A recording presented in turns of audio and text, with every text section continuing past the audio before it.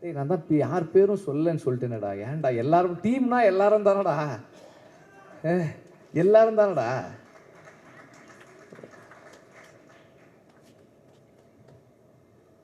Thank you.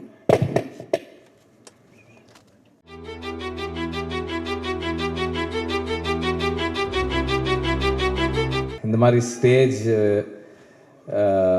நன்றி சொல்கிறதுக்கான மேடை. ஏன்னா ஒரு ஒரு படம் எடுக்கிறதுக்கு நிறைய உழைப்பு தேவை. அந்த உழைப்பு வந்து ஒரு சிலருடைய விஷன் மேலே மற்ற எல்லாரும் பிளைண்டாக வைக்கிற ஃபெய்த்து, அது அந்த அந்த ஃபெய்த்து தான், அந்த உழைப்பு தான் வந்து அந்த படத்தை கம்ப்ளீட் பண்ணோம். அண்டு நாங்கள் இந்த படத்துக்கு, அதாவது இந்த கதைக்கு, படம் இல்லை விடுதலைன்ற இந்த கதைக்கு ஒர்க் பண்ண ஆரம்பிச்சது வந்து டிசம்பர் 2020. ஸோ 4 years ஒரு ப்ராஜெக்டில் அப்ஸ் அண்ட் டவுன்ஸ் இருக்குது. இந்த படத்தில் நடிக்கும்போது கல்யாணம் பண்ணவங்க குழந்தை பிறந்து குழந்தைய ஸ்கூலுக்கெல்லாம் அனுப்பிட்டாங்க. அவ்வளோலாம் நடந்திருக்கு. அவ்வளோ காலம் நாங்கள் ஒர்க் பண்ணியிருக்கோம். அண்ட் இவ்வளவு காலம் ஒரு ஒரு ஒரு கதை, ஒரு ஐடியாலஜி, அந்த ஐடியாலஜியை புரிஞ்சிக்க முயற்சி பண்ணுற ஒரு டீம், அந்த டீமோட பிளைண்ட் ஃபெய்த்தில் ட்ராவல் பண்ண ஒரு 400-450 பேர், ஸ்டார்டிங் ஃப்ரம் த ப்ரொடியூசர். எல்லாருமே இந்த ஜேர்னியை வந்து ரொம்ப முழுசாக மனப்பூர்வமாக ஒர்க் பண்ணது, ரொம்ப கமிட்மெண்ட்டோடு பண்ணது. லாஸ்ட் டைம் வந்து நான் லிஸ்ட்டு எழுதி எல்லார் பேரையும் படித்தேன். அப்போது கொஞ்சம் டைம் இருந்தது. இப்போ சுத்தமாக எனக்கு டைம் இல்லை. I'm very preoccupied with the final work. படம் முடிக்கிறதுக்கான முயற்சியில் இருக்கோம் நாங்கள். அதனால் ஐம் வெரி ப்ரீஆக்கியூபைட். பட் இருந்தாலும் as always I am very very grateful for the team. Cinema மாதிரியான ஒரு ஒர்க் வந்து கீழேருந்து மேலே வர்றது, ஒரு டைரக்டரோட விஷனுக்கு மேலேருந்து கீழே ஒர்க் பண்ணுறது, அது பார்க்குறதுக்கு அப்படி இருக்கும். ஆனால் வந்து ஒரு செட் அசிஸ்டண்ட்டு கரெக்டாக ஒர்க் பண்ணுறதும், ஒரு கார்பெண்டர் கரெக்டாக ஒர்க் பண்ணுறதும், ஒரு ஒரு ஹேர் ட்ரெஸ்ஸர் கரெக்டாக ஒர்க் பண்ணுறதும் தான் ஃபைனலாக அந்த டைரக்டரோட விஷனை வந்து கம்ப்ளீட் பண்ணும். ஸோ அப்படி எல்லாரும் ஒர்க் பண்ண ஒவ்வொருத்தருக்கும் நான் எப்போதும் போல் ஐம் வெரி வெரி கிரேட்ஃபுல். நன்றியெல்லாம் இல்லை, அதை தாண்டி ஐம் வெரி கிரேட்ஃபுல். ஏன்னா வந்து நானே பல இடங்களில் சொல்லியிருக்கேன், நான் சொல்லனாலும் கூட இருக்கவங்க சொல்லுவாங்க, என்னோட அசிஸ்டன்ட் டைரக்டர்ஸ் மாதிரி, என்னோட டீம் மாதிரி, அசிஸ்டன்ட் டைரக்டர்ஸ் இல்லை, என்னோட அசிஸ்டன்ட் கேமராமேனாக இருக்கட்டும், ஆர்ட் டைரக்டருடைய அசிஸ்டன்ஸாக இருக்கட்டும், எங்கள் ஸ்பாட்டில் எல்லாருமே என்னோட அசிஸ்டன்ஸாக தான் ஒர்க் பண்ணுவாங்க. இந்த மாதிரி ஒரு டீம் எங்கேயுமே பார்க்க முடியாது. ஏன்னா நார்மலாக அசிஸ்டன்ட் டைரக்டர்ஸ் எப்படி ஒர்க் பண்ணுவாங்கன்னா, ஒரு ஸ்கிரிப்ட் இருக்கும், இன்றைக்கி வந்து இந்தந்த சீன்லாம் எடுக்க போகிறோம் அப்படின்னு இருக்கும், அதுக்கு இந்தந்த ஆர்டிஸ்ட் வருவாங்க, இந்தந்த ப்ராப்ஸ் இருக்கும், இதெல்லாம் இருக்கும், அப்படி தான் ஒர்க் பண்ணுவாங்க. ஆனால் எங்கள் டீம் எப்படி ஒர்க் பண்ணணும்னா, ஓகே இன்றைக்கி இந்த ஆர்டிஸ்ட் வர சொல்கிறாரு, அப்போ இந்த சீன்லாம் இருக்கும், அப்படி இல்லைன்னா இந்த லொக்கேஷன் நம்ம போகிறோம், அப்போ அந்த சீன்லாம் இருக்குமோ, எந்தெந்த பீரியடெல்லாம் இருக்கும். இப்போ நான் திடீர்னு போயிட்டு அதுதான் அன்றைக்கே சொன்னேனே, அந்த பீரியட் 70s வரணும் இது, அப்படின்னா ரெடியாக இருக்குது, ஓ ரெடியாக இருக்கா, ஓகே அப்போ அது 60s, அதுவும் ரெடியாக இருக்குது. இந்த மாதிரி அவங்களே பாதி கோ கிரியேட்டர்ஸாக இருந்தால் மட்டும்தான் இப்படியெல்லாம் ஒர்க் பண்ண முடியும். அண்ட் இந்த மாதிரி இந்த கண்டிஷன்ஸில் ஒர்க் பண்ணுறவங்க தே தெம்செல்ஸ் ஆர் டைரக்டர்ஸ். அவங்க இப்போ நம்மளை அசிஸ்ட் பண்ணுறாங்களே தவிர அவங்களே வந்து எல்லா டெசிஷன்ஸும், மோஸ்ட் ஆஃப் த டெசிஷன்ஸ் எடுத்து தான் பண்ணுறாங்க. இந்த மாதிரி ஒரு டீம் இல்லைன்னா என்னால் வந்து ஒரு டைரக்டர்னு பேர் வாங்கவே முடியாது. ஏன்னா வந்து ஐ எம் வெரி ஸ்கேட்டர்ட். என்னோட இங்கே ஒன்று பண்ணுவேன், அங்கே ஒன்று பண்ணுவேன், அங்கே ஒன்று பண்ணுவேன், இதெல்லாம் ஒன்றா கட்டி இழுக்கிறது வந்து என்னோட டீம் தான். அவங்க தான் வந்து அதை ஒழுங்குபடுத்தி வைக்கிறாங்க. So I am really grateful to have a team like this. And இதனுடைய எக்ஸ்டென்ஷனாக தான் எனக்கு வந்து வேல்ராஜும் ஜாக்சனும் ராமரும் இருக்காங்க. இவங்களும் வந்து இப்போ நான் ஜாக்சன் கிட்ட இருந்து, ஜாக்சன் எனக்கு அந்த ஒரு 2 ஸ்ட்ரீட் வேணும், அந்த இது வேணும், ஏதாவது பண்ணிவிடுங்க, அவ்வளோதான் நான் சொல்லுவேன். அவர் வந்து ப்ரொடியூசர்கிட்ட பட்ஜெட் கேட்குறதுலேருந்து டைம் எடுத்துக்கிறதுல எல்லாம் அவர் பண்ணிவிடுவார். ஷூட்டிங் ஒரு 2 நாளைக்கு முன்னாடி செட்டு முடிஞ்சிருச்சா அப்படின்னு கேட்பேன். வந்து ஒரு தடவை பாருங்கன்னுவார். சரி முடிஞ்ச உடனே சொல்லுங்கள், நான் வந்து பார்க்குறேன்னுவேன். நான் நார்மலாக ஒரு லொக்கேஷன் பார்க்குற மாதிரி தான் போவேனே தவிர, நம்மளாம் ஒரு டைரக்டர் வந்து எனக்கு செட்டில் இதெல்லாம் வேணும் அப்படி போக மாட்டேன். ஒரு ஆக்சுவல் லொக்கேஷன் பார்த்துட்டு இந்த லொக்கேஷன் இப்படி இருக்குது, இதில் நான் எங்கே கேமரா வச்சுக்கிறேன். அவர் வரும்போதே சொல்லிடுவார், இங்கே வந்து போனால் இது மேலே கேமரா ஏற்றுவான், அது வந்து ஸ்ட்ராங்காக போட்டுக்கலாம், அது வந்து அந்த கோடா வைக்கிறதுக்கு அடிச்சுக்குங்க அப்படின்றவார் அவர். So that's how it works. எல்லாருமே வந்து என்னுடைய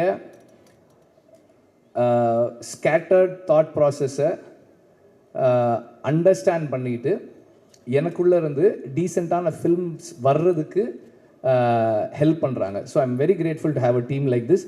இந்த டீமில் மை என்ன சொல்கிறது, என்னுடைய my greatest gratefulness is to have Raja sir in this team. ஏன்னா வந்து நார்மலாக வந்து மியூசிக் நான் ஜிவியோட ஒர்க் பண்ணியிருக்கேன், சந்தோஷோட ஒர்க் பண்ணியிருக்கேன். சந்தோஷ் ஒரு மாதிரி ஒர்க் பண்ணுவார், ஜிவி ஒரு மாதிரி ஒர்க் பண்ணுவார். ராஜா சார் வந்து சரி வெற்றிமாறன், நீங்கள் வந்து நாளைக்கு காலையில் 9 o'clock வந்துடுங்க. நான் 9:10 போனேன்னா இந்தாங்க இதை கேளுங்கன்னு 4 டியூன் ஆல்ரெடி பண்ணிட்டு இருப்பார். அந்த 10 minutesல 4 டியூன் ரெடி பண்ணி வச்சுருப்பார் அவர். And he is very punctual, which is a little என்ன சொல்கிறது, எனக்கு அவ்வளோ கன்வீனியன்ட் கிடையாது, அது கொஞ்சம் இன்கன்வீனியன்ட்டாக எனக்கு. ஆனால் இன்னைக்கு காலையில் 9 o'clock வரேன்னு 9:25 கால் பண்ணுறாரு. என்ன வெற்றிமாறன், என்ன இன்னும் வரல? சார் வந்துகிட்டே இருக்கேன் சார் அப்படின்னு அவசரமாக போனேன். ஸோ எனக்கு வந்து அந்த மியூசிக் சைடில் எனக்கு எதுவுமே கவலையே இல்லை. நான் யோசிக்கவே மாட்டேன். அவர் சார் இந்த மாதிரி ஒரு சாங் சார், ஓகே, இந்த மனசில் சாங் அப்படி தான். சார் நான் வந்து ஒரு சீக்வன்ஸ் பண்ணியிருக்கேன் சார், ஐ திங்க் ஒரு சின்னதாக ஒரு சாங் இருந்தால் நல்லாயிருக்கும்னு எனக்கு தோணுது சார், அந்த சீக்வன்ஸ் காட்டுறேன் அப்படின்னா. சரி காட்டுனேன்னாரு. நான் காமிச்சேன். அதில் இந்த ப்ரொட்டாகனிஸ்ட் வந்து அந்த ஃபீமேல் லீட் கிட்ட ப்ரொட்டாகனிஸ்ட்டு அவன் பேசிகிட்டு இருக்கான். பேசும்போது எனக்கு இந்த இடத்துல பேசலாமான்னு தெரியல, ஆனால் பேசாமல் இருந்தால் ஒரு மாதிரி இருக்குது, ஒரு மாதிரி அன்கம்ஃபர்டபுளாக இருக்குது அப்படின்னு சொல்லி அவன் சொல்லுவான். அந்த சீன்லாம் பார்த்தாச்சு. ஒரு 2 days கழித்து ரெக்கார்டிங் கம்போசிங் உட்காரலான்னு சொன்னார். ஒரு 5-6 டியூன்ஸ் கம்போஸ் பண்ணிவிட்டு அதில் ஒரு சீன் ஒரு டியூன் டிசைட் பண்ணோம். நெக்ஸ்ட் மார்னிங் அவர் கால் பண்ணார். இல்லை வெற்றிமாறன், நான் அதை யோசித்தேன், நான் வேறு ஒன்று பண்ணியிருக்கேன், நீங்கள் வாங்க அப்படின்னாரு. ஆக்சுவலாக நான் அவருக்கு காமிச்சேன், எனக்கு அந்த சீன் மறந்துருச்சு. இவர் டியூன் பண்ணிவிட்டு லிரிக் எழுதிட்டார். மனசில் ஒரு மாதிரி இருக்குது அப்படின்னு, ஒரு மாதிரியாக இருக்குது. நான் நல்லா இருக்கு சார். அப்போ சொன்னார், அந்த சீனில் அவன் சொல்கிறான்ல அதனால தான் அது அப்படின்னாரு.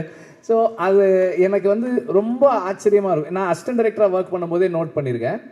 ராஜா சார் வந்து ரீல் ஒரு தடவை பார்ப்பாங்க, பார்த்துட்டு நோட்ஸ் எழுத போயிட்டு திரும்பி வந்து இன்ஜினியர்கிட்ட சொல்லுவார், அந்த 24வது அடி 14th ஃப்ரேம்லேருந்து சிங்க் ஸ்டார்ட் பண்ணுங்கன்னு. கரெக்டாக அங்கேருந்து வச்சா அந்த மியூசிக் கரெக்டாக இருக்கும், அந்த சேஞ்ச் ஓவர் கரெக்டாக இருக்கும். ஸோ அவ்வளோ மெமரியோட அவ்வளோ ஷார்ப்பாக ஒர்க் பண்ணுவார்.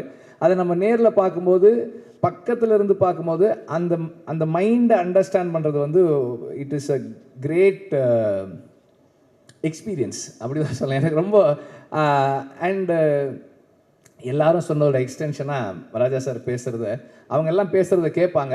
நான் அவருக்கு தெரியாமல் எப்போ போனாலும் இந்த கேமராவை ஆன் பண்ணிவிட்டு அப்படியே வச்சுட்டே உட்காந்துட்டே இருப்பேன். எல்லாம் ரெக்கார்ட் பண்ணி வச்சுருக்கேன். ராஜா சார் வந்து கீபோர்டில் அந்த ஹார்மோனியமில் உட்காந்து அந்த டியூன் எப்படி வருதுன்றதெல்லாம் எடுத்து வச்சுருக்கேன் நான். I really enjoy the privilege. I feel it's a privilege எனக்கு. அண்டு அவர் வந்து எனக்கு நிறைய ஸ்பேஸ் கொடுக்குறாரு. இந்த சென்ஸ் பர்சனலாக அவரோட இன்ட்ராக்ட் பண்ணுறதுக்கு, பேசுகிறதுக்கு, நமக்கு பிடிச்சதை சொல்கிறதுக்கு. அப்புறம் வந்து ராஜா சார்கிட்ட நான் பார்த்தது ஒரு விஷயம் என்னென்னா, நம்ம ஒரு சாங் பண்ணுறோம், அந்த நேரம் நமக்கு அது கரெக்டாக இருக்குது.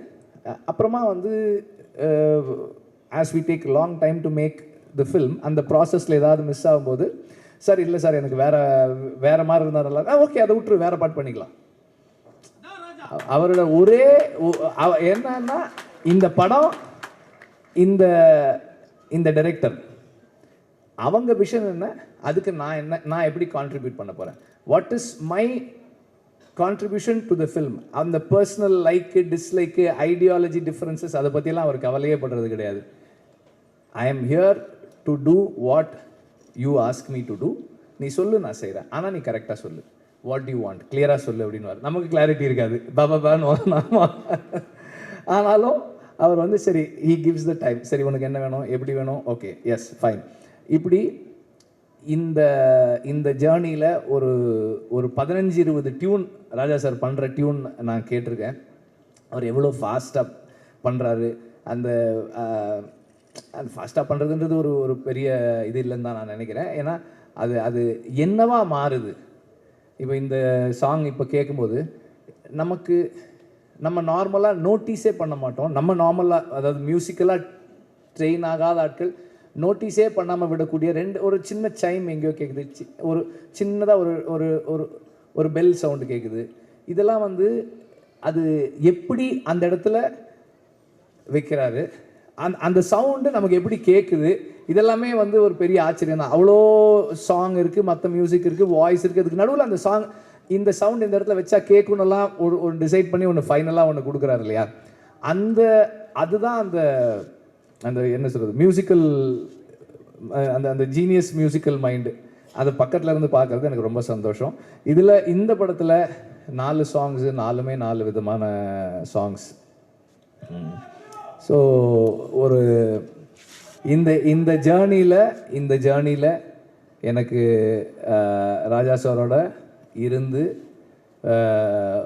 அவரோட இன்ட்ராக்ட் பண்ணுறதுக்கான ஆப்பர்ச்சுனிட்டின்றது என்னுடைய லைஃப்பில், பர்சனல் லைஃப்பில் என்னை நான் இம்ப்ரூவ் பண்ணிக்கிறதுக்கான ஒரு பெரிய கிஃப்டாக தான் நான் பார்க்குறேன். அதை என்னை எல்லா விதத்துலேயும் வந்து இம்ப்ரூவ் பண்ணிக்கிறதுக்கான ஒரு பாசிபிலிட்டி அது.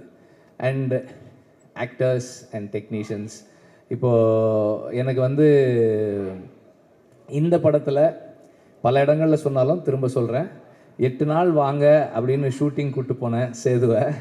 இந்த செகண்ட் பார்ட்டு அன்னைக்கு ஷூட்டிங் முடிக்கும் போது எவ்வளோ நாள் ஆச்சு, ஃபர்ஸ்ட் பார்ட் செகண்ட் பார்ட் ரெண்டும் சேர்த்துன்னு கேட்டேன். 257 டேஸ் அப்படின்னு சொன்னாங்க. அதில் வந்து சேது எப்படியும் ஒரு 120 டேஸாவது குறைஞ்சது நடிச்சிருப்பார். அந்த பேஷன்ஸுக்கு I am very grateful, thank you. Soori வந்து அதை விட அதிகமாக தான் நடிச்சிருப்பார். எல்லாருமே வந்து இப்போ ஷூட்டிங் இருக்கோ இல்லையோ இந்த படத்து கூடவே ட்ராவல் பண்ண நடிகர்கள் நிறைய பேர். அப்புறம் அசிஸ்டன்ட் டைரக்டர்ஸ் கேட்டால் சொல்லுவாங்க, எங்கள் டீமில் வந்து ஒரு 2-3 பேர் வந்து தோழர்னு கூப்பிட்டு பழகிற ஆட்கள். இன்றைக்கி வந்து எல்லாரையுமே தோழர்னு தான் கூப்பிடுறாங்க. அவ்வளோ பெரிய ஒரு இங்கே ஒரு ஃப்ரெட்டர்னிட்டி உருவாயிருக்கு இவ்வளோ நாள் நாங்கள் ஒர்க் பண்ணதில். அண்ட் சேதுவோடைய கமிட்மெண்ட் அண்ட் ஒரு விஷயத்தை அவர் உள்வாங்கிறது, அண்டர்ஸ்டாண்ட் பண்ணிக்க ட்ரை பண்ணுறது, இது எல்லாமே வந்து எனக்கு வந்து ரொம்ப ஹெல்ப்ஃபுல்லாக இருந்தது. ஏன்னா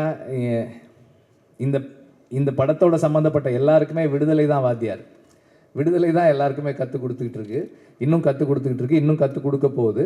ஸோ நான் இந்த படத்துக்காக நிறைய பேரோட பேசி படித்து தெரிஞ்சுக்கிட்டு அதை எல்லாரோடையும் ஷேர் பண்ணும்போது எவ்வளவு அவங்க அதை உள்வாங்கிறாங்கன்றதை பொறுத்து தான் என்னோடய லேர்னிங் என்னவாக இருக்குன்னு என்னால் தெரிஞ்சிக்க முடியுது.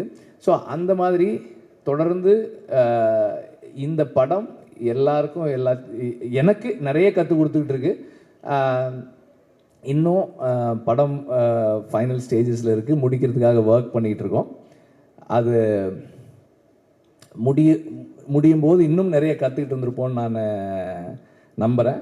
அண்ட் இந்த மியூசிக் ஸ்டேஜ்ன்றதால எக்ஸ்ட்ராவாக ஒன்று என்ன சொல்ல விரும்புகிறேன்னா, நான் வந்து இந்த படத்தோட பேக்ரவுண்ட் ஸ்கோர் செஷன்ஸை பார்க்குறதுக்கு ரொம்ப எக்ஸைட்டடாக வெயிட் பண்ணிகிட்ருக்கேன். ராஜா சார் வந்து அதை எப்படி என்ன பண்ண போகிறாங்க அப்படின்னு பார்க்குறதுக்கு ரொம்ப ஆர்வமாக இருக்கேன். சீக்கிரம் வரேன் சார், ரீல் எடுத்துகிட்டு வரேன் சார், சீக்கிரம் வரேன்.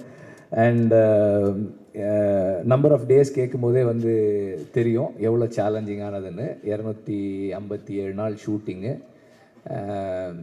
அதுவும் கூட அன்னைக்கு கூட எப்படி முடிச்சேன்னா, வேறு வழி இல்லை, அதனால் ஷூட் பண்ணுறதை நிறுத்திக்கிறேன்னு தான் சொன்னேனே தவிர ஷூட்டிங்கை முடிக்கிறேன்னு சொல்லலை. ஏன்னா முடியல, இன்னும் கொஞ்சம் பாக்கி இருக்குது. பட் எனிவே இவ்வளோ நாள் எல்லாருக்கும் வெறும் டைம் மட்டும்தான். ப்ரொடியூசருக்கு டைமு, பணம், இன்ட்ரெஸ்ட் எல்லாமும் சேர்ந்துருக்கு. அதோடு சேர்ந்து அவரும் வந்து இந்த படத்தின் மூலமாக லேர்ன் பண்ணி அவர் பர்சனல் லைஃப்லையும் நிறைய சேஞ்சஸ் பண்ணிக்கிட்டு இந்த படத்தோடவே தொடர்ந்து கூட இருக்கார். And last but not the least, I need to thank the family.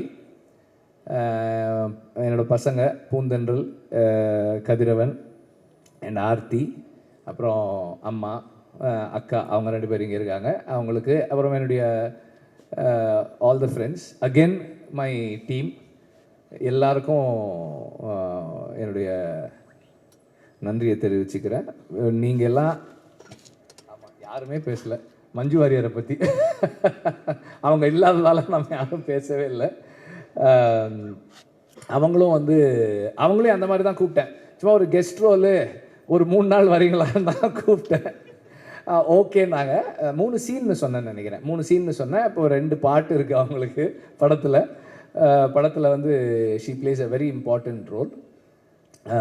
அவங்களோட அசுரனுக்கு அப்புறம் அவங்களோட ஒர்க் பண்ணுறோம்.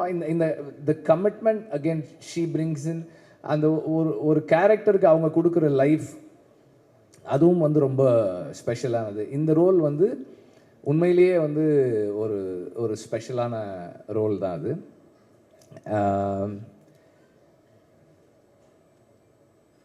ஒரு படம் நல்லா வர்றதுக்கு அதெல்லாம் சொல்ல முடியாதுப்பா, என்னப்பா அது.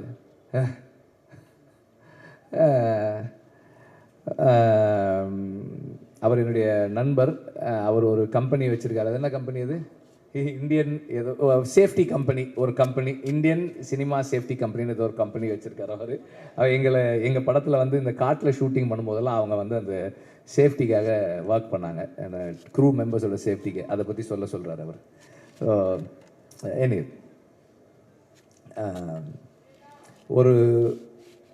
ஒரு படம் ஒரு டீசெண்டான படமாக மாறுறதுக்கு அந்த டீம் தான் காரணம். அண்ட் அந்த டீமில் வந்து திரும்ப ரிப்பீட் பண்ணுறேன், assistant directors, assistant cameraman and art department assistant, managers, production assistants, எல்லாருமே வந்து அதில் இருக்கிறவங்க.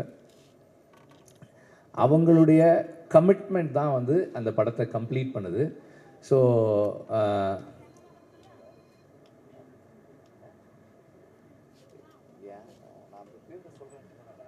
நான் தான் யார் பேரும் சொல்லன்னு சொல்லிட்டேனடா. ஏன்டா, எல்லாரும் டீம்னா எல்லாரும் தானடா, எல்லாரும் தானடா.